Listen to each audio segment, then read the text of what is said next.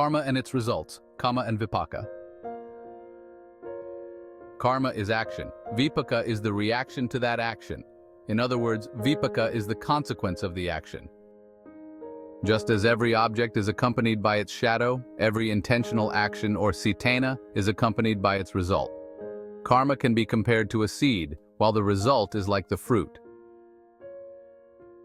The leaves, flowers, and other external differences such as health, prosperity, wealth, sickness, and misfortune in material life, which no one can avoid, are all results. Precisely speaking, karma and its results both depend on the mind. Actions or karma and their consequences, or vipaka, are created by the mind. Since karma can be good or bad, its results can be pleasant or unpleasant. If actions belong to the mind, so do their results. Sometimes we feel happiness, peace, and contentment, or sadness, suffering, and so on. These are the mental results of karma. The results manifest as good or bad depending on the nature of the cause. In the material realm, anisamsa are the blessings such as wealth, health, longevity, while adinava are the sufferings such as poverty, ugliness, illness, short life, and so on. Karma consists of the wholesome and unwholesome states of mind, known as kusala akusala lokiya citta, and vipaka is the resulting states of mind, known as lokiya vipaka citta. According to the Abhidhamma, karma includes 12 types of unwholesome consciousness and 8 types of wholesome consciousness in the sensuous realm, or Kamma-vakara, 5 types of wholesome consciousness in the form realm, or Rupa-vakara, and 4 types of wholesome consciousness in the formless realm, or Arupa-vakara. In total, there are 29 mundane states of mind, or lokiya citta. Additionally, the 8 supramundane states of mind, or lokutara citta, are not considered karma because these states tend to eliminate karma. The driving force of all mundane states of mind is intention, or whereas the primary factor in supramundane states is wisdom, or panna. The 9 types of wholesome consciousness in the form and formless realms, which include 5 wholesome in the form realm and 4 wholesome in the formless realm, are purely mental, and do not manifest as actions or speech like the 20 types of consciousness in the sensuous realm. All actions are mental. The mind manifests through body, speech, or thought. All 29 types of consciousness mentioned, 12 plus 8 plus 5 plus 4, are called karma because they have the automatic potential to produce results without any external influence. Joy, sorrow, happiness, or suffering are the inevitable outcomes of wholesome or unwholesome consciousness, called resultant states of mind in the sensuous realm. The 5 resultant states in the form realm and the 4 resultant states in the formless realm are the natural outcomes of karma. Having sown the seed, one must reap the fruit now, later, here, or elsewhere in the present life or in future lives. Today, we reap what we have sown in the present or the past.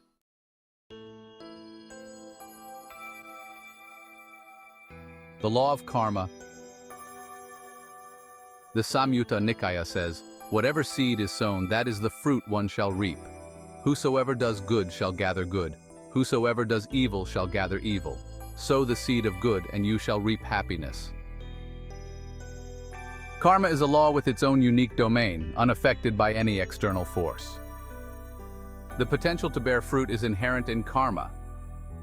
In actions, through body, speech, or mind, there is the latent power to produce results, just as a seed inherently has the potential to become a tree and bear fruit.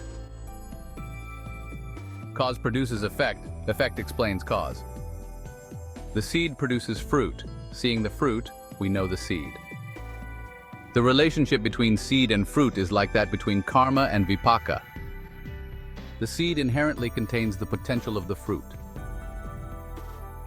Happiness and suffering, which often occur to humanity, are the inevitable results of certain causes. Buddhism does not advocate for rewards and punishments by an omniscient, omnipotent supernatural force. Theistic theories attempt to explain everything through an eternal future life without acknowledging the past. They believe that the soul of the deceased undergoes judgment, with blessings and suffering entirely due to the will of a supreme creator who governs the universe and decides the fate of beings created by himself. Buddhism does not recognize an eternal soul created randomly and arbitrarily. It believes in natural law and justice, not created by an all-powerful deity or a benevolent Buddha. According to this natural law and justice, every action causes a corresponding reaction, which people often mistake for reward or punishment. Some people, based on their understanding, claim that the Buddhist doctrine of karma is a form of opiate to soothe and lull the unfortunate with arguments like, "Now you must endure poverty because you created bad karma in the past. That person is wealthy because they created good karma. So accept your fate of poverty and strive to create good karma in the present to be wealthy in the next life.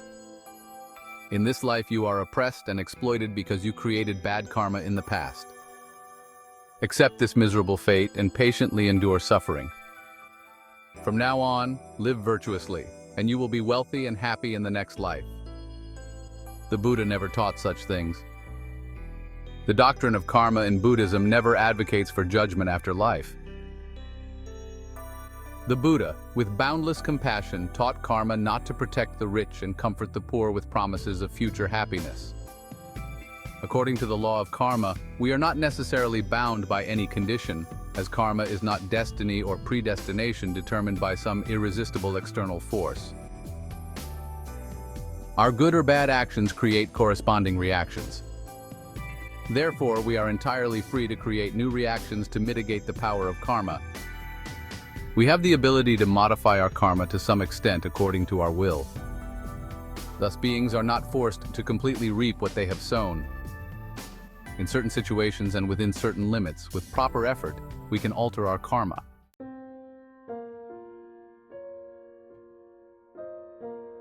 The origin of karma. Ignorance, or avijja, the lack of thorough understanding of the true nature of things, is the main cause of karma. In the 12 links of dependent origination, or paticca samuppada, it states, "Dependent on ignorance, formations arise, or avijja pakaya samkara." Because of ignorance of the true nature of all phenomena, actions that create karma arise.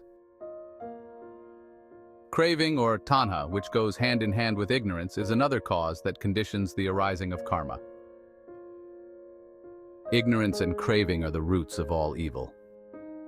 All actions of ordinary beings, or puthujjana, beings still within the three realms, are rooted in the three pure bases: generosity, or alobha, non-greed, compassion, or adosa, non-hatred, and wisdom, or amoha, non-delusion. But still, they create karma because ignorance and craving have not been eradicated. In contrast, the supramundane consciousness, or magasitta, path consciousness, does not create karma because the nature of such consciousness tends to eradicate ignorance and craving.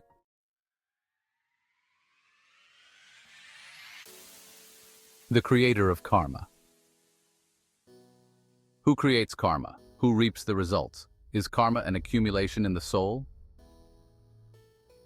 To answer this delicate question, Venerable Buddhaghosa wrote in the Visuddhi Magga, the path of purification, there is no doer of karma. There is no experiencer of the result. There are only processes moving on. This is the true understanding. According to Buddhism, there are two realities, the apparent reality and the ultimate reality. The apparent reality is conventional truth, or sammuti sakka, and the ultimate reality is absolute ultimate truth, or paramatha sakka. For example, a table, a fan, a person, an animal, etc., are apparent realities that our senses can perceive. By convention, we agree to use terms like table, fan, person, animal, etc. to refer to these objects. Therefore, the table is an apparent reality, a conventional truth. However, if we analyze the table, we see that what we call a table is merely a combination of cells, and cells are merely combinations of energies and properties. Thus, when analyzed to the ultimate level, matter is simply a composition of energies and properties. These energies and properties are the ultimate reality, the absolute truth. When conversing with people, a scientist calls water water. But in the laboratory, the scientist refers to water as H2O. Water is the conventional term, while H2O is the scientific term, representing the ultimate reality. Similarly, in everyday conversations, we use conventional terms like man, woman, sentient being, etc. These so-called forms, when meticulously analyzed, reveal that they are merely a combination of constantly changing mental and physical elements, not remaining the same even for 2 consecutive moments. Thus, Buddhism does not believe in a permanent entity such as a person or an eternal soul that acts apart from actions, perceives apart from perceptions, or is conscious of something apart from consciousness. In other words, Buddhism asserts that there is action but no actor, perception but no perceiver, consciousness but no conscious being. So who creates karma and who reaps the results? Intention, or cetana, or the will to act, which motivates actions through body, speech, and mind, is the creator of karma. Feeling, or vedana, is the experiencer of the results. Beyond these mental factors of intention and feeling, there is no being who creates karma or experiences the results. Venerable Buddhaghosa taught that when physical components combine to form what is called a tree, at some point it will bear fruit, and we say the tree bears fruit. Similarly, the 5 aggregates, form, feeling, perception, mental formations, and consciousness, combine to form what is called a god or a human, and at some point, good or bad results arise, and we say that the god or human is fortunate or unfortunate.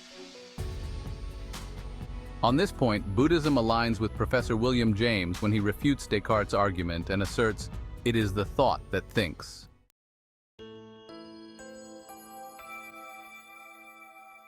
Where is karma stored? A spiritual analyst wrote, karma is stored within the mental realm, but usually only a few people can access and penetrate the deep recesses of the mind. Karma is the complete absorption of all experiences undergone, feelings felt, and influences absorbed by an individual. The subconscious not only faithfully records personal experiences, but also retains initial emotions and tendencies, which, though seemingly diminished in civilized individuals beneath the formalities of society, still hold a powerful potential that can manifest unexpectedly with formidable force. Buddhists also recognize this, but with a fundamentally different understanding. Buddhism asserts that karma is not stored in a specific place within the mind because there is no evidence of such a repository within the complex and ever-changing human mechanism.